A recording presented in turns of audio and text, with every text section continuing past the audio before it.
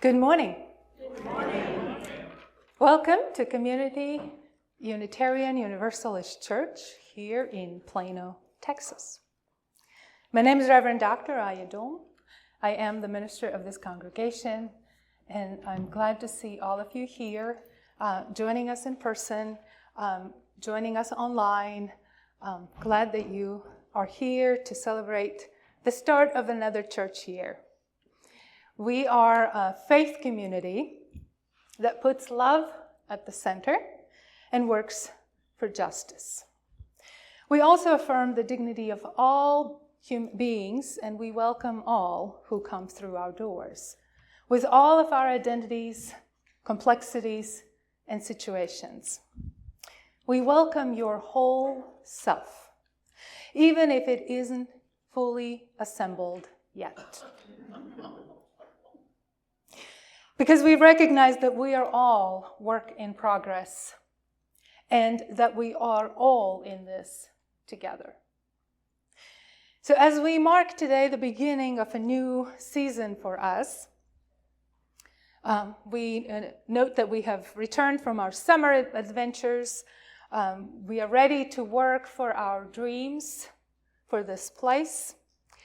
And I want to tell you that the board met last month for their retreat, during which they established the goals for the church year.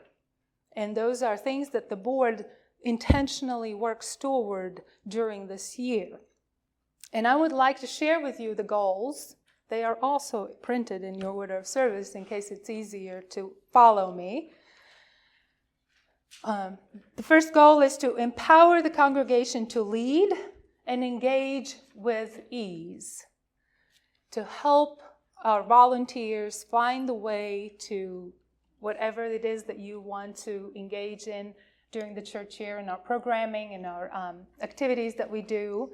To explain the process if anyone is puzzled about how do you get to from sitting in the pews as first visitor attendee to becoming a participant in any of the committees, teams, to becoming a leader in this church. Because, once you step in this church, once you join, you are a leader. So how do you find a way to connect with others and what we have happening here? The second goal is to make our space more accessible, rentable, and sustainable. And you probably have heard over the years about the challenges that we have in this space with all of these three things. Accessibility is still challenging in some places. Rentability and sustainability. Usually you hear the sustainability part in our congregational meetings when we talk about the budgets. It is quite expensive to maintain this building, to even have it. So how do we make it possible for us to have it for a long time? And the last goal is to strengthen our educational ministry and our practice for social justice issues that matter to us, that matter to this community. Educational ministry and practice for social justice issues, the two key pillars of this congregation. And while we will focus on these goals, the board will focus on these more directly, we will explore an overall theme. I like to have themes. That's kind of is my thing. I like theme for the year. And for this year, my theme will be, how do we you together? What it is to be a Unitarian Universalist in these times and how we do it together, in covenant with one another, when we are anxious and stressed and overwhelmed with everything that happens out there. What does it mean to be a Unitarian Universalist in these times? So we'll look at this, how do we engage the world? Later you will hear in this particular service, the whole world is burning, And the only way to bring it water is a bucket of you. We matter. And how we matter is what we will explore this year. See how we can bring something to this world. Even if it is only a cup, only a teaspoon, or maybe just a tear. But it is ours to bring. Wherever you are on your journey, you're welcome here. The call to worship comes from Molly Housh Gordon. We gather together this morning tenderly, like drops of dew on a leaf of grass. Hopefully, like gathered raindrops in a cloud. Gleefully, like water rushing in a stream to the sea. Deeply, like groundwater pulled up from a well. We gather from every direction, from another year of growth and depth, another year of companionship and hope, another year of learning to love this world. We gather like the water that joins us across all of creation, the water that connects us within and without, merging and flowing across the entire world. Let us worship together. We will begin by lighting our chalice. And I believe it's Stan and Jackie Darnell. This reading is from The Spirit of Water by Kayle Gelfand.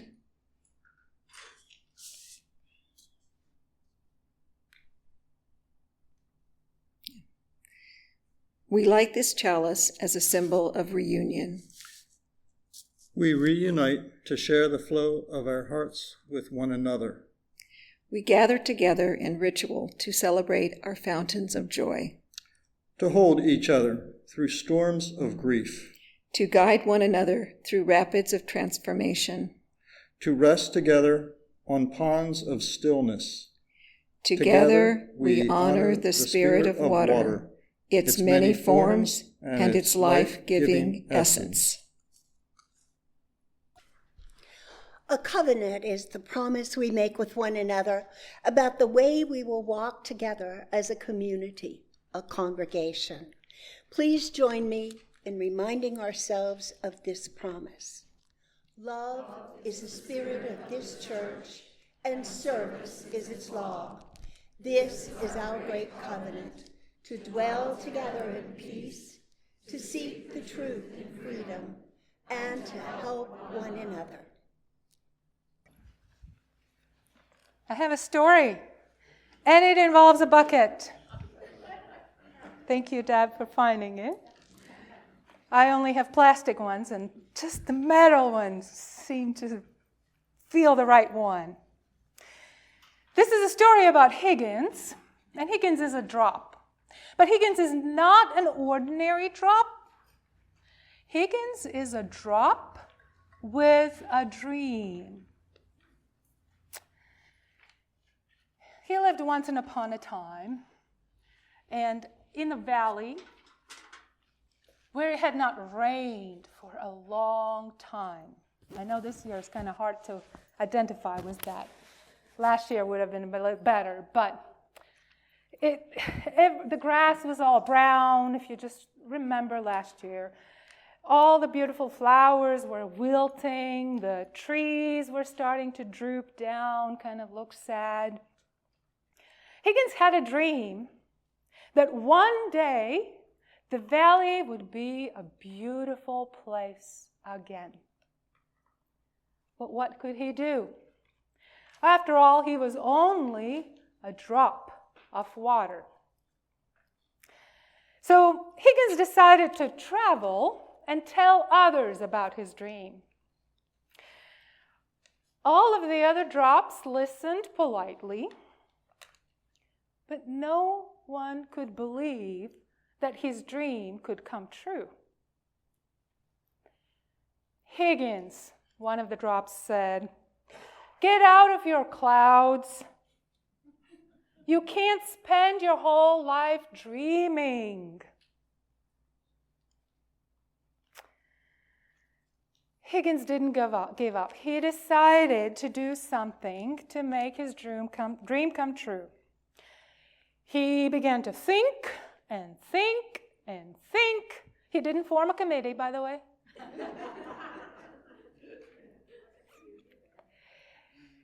But as he was thinking one day, as he was walking by a rusty old bucket, just like this one, he got an idea.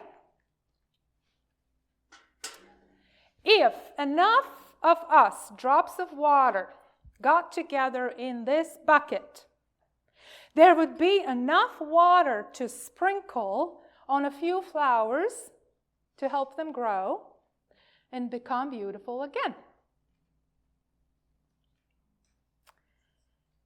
So now Higgins went around to tell everyone about this great idea.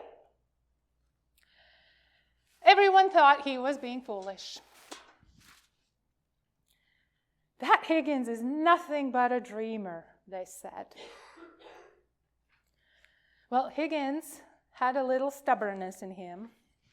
He decided to do something to convince others that he was right. So he said, "I don't know about you, but I am getting into that bucket. I hope some of you will join me. And then there might be enough water to help at least some flowers grow beautiful again." So Higgins ran as hard as he could, hopped way up in the air, and then landed with the kerplunk at the bottom of that bucket.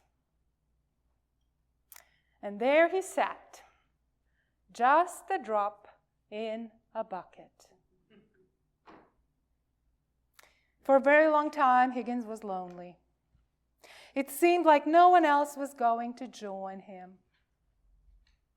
But after a while, some of the other drops could see that the grass was dying, the flowers were wilting, the trees were drooping. They all agreed that something must be done. And then suddenly one drop shouted out, "I'm going in the bucket with Higgins." And he leaped through the air and landed in the bucket. The two other drops yelled, "Oh, wait, we're going too." They hopped through the air, landed in the bucket. Then 10 drops jumped into the air and then into the bucket. Then 30, then 50, then hundreds of drops came from all around just to hop in the bucket. Soon the bucket was completely full of water. But there were still more drops that wanted to join, so they found another bucket and hopped in. And before long, there were 2 buckets of water, then 3, then 4, then 10, then hundreds, and then thousands of buckets of water. Along came a powerful breeze that blew over all the buckets, and all the water flowed together to make a mighty stream. Everywhere where the water flowed, the grass turned green again, and the flowers bloomed, and the trees stood tall. All this happened because Higgins had a dream, and his dream came true. Because he knew that although he was just a drop in a bucket, enough drops in the bucket make a bucket full, and when there are enough buckets with the wind behind them, then justice will roll down like waters and righteousness like a mighty stream.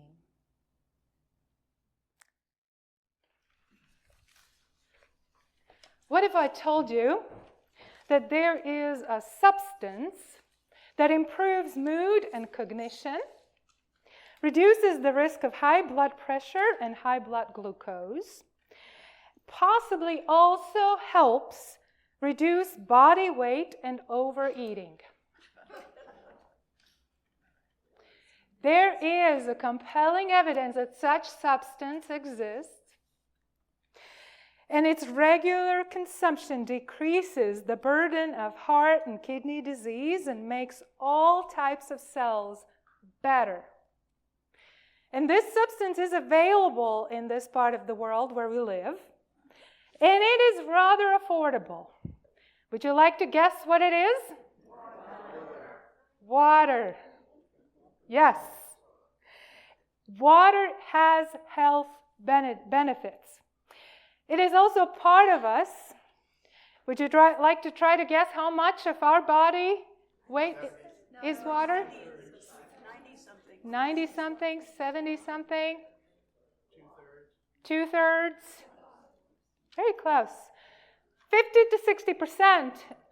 The older you get, the less water is in you, unfortunately. Right? It's your wrinkles. So it's based on your total body weight, so 50 to 60% of the total body weight. So for some of us who have more weight, we have more water. Who have less weight, we have a little bit less. So we can't put like grams or kilograms or ounces or pounds on it. It's really based on our individual bodies. And the health experts, and I'm talking about the ones who know what they're talking about. That's who I call the health experts these days. They tell us that we need regular intake of water to keep our bodies hydrated, because even a 2% drop in our body, in our water mass in our bodies, can noticeably diminish our mental and physical functions.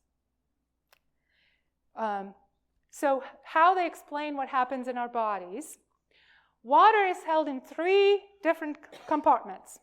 There's water in our cells, there's water in our blood system, and then there's water in between the cells and between the organs.